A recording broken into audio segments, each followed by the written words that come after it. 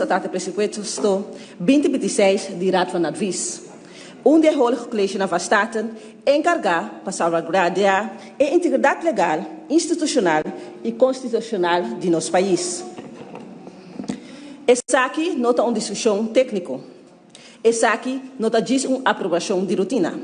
Essa aqui é uma afirmação de nossa identidade como um povo democrático e nossa aspiração para um futuro sustentável.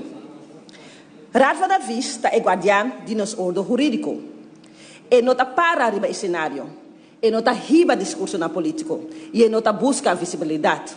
Então, sua presença está a sentir de cada lei, de cada emenda e cada decisão a largo prazo, que está forma a roubar seu futuro.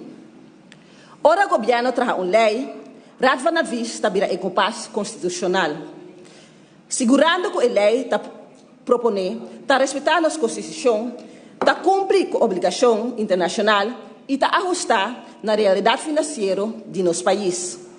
Ora, o ministro está decidido a actuar rapidamente, Raad está a recordar nós, com felicidade, nunca me sabemos prometer com legalidade. Ora, tem pressão política, Raad está para firme, como a instituição que não pode influenciar, não pode intimidar, não pode politizar. Solidariedade não está para um partido, solidariedade está para o Estado de Direito.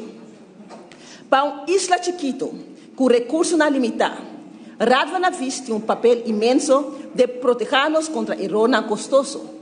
Consequência não desejar, ou política, que pode estabilizar nosso futuro financeiro. Raad van Advies está protegendo nosso país contra decisões impulsivas.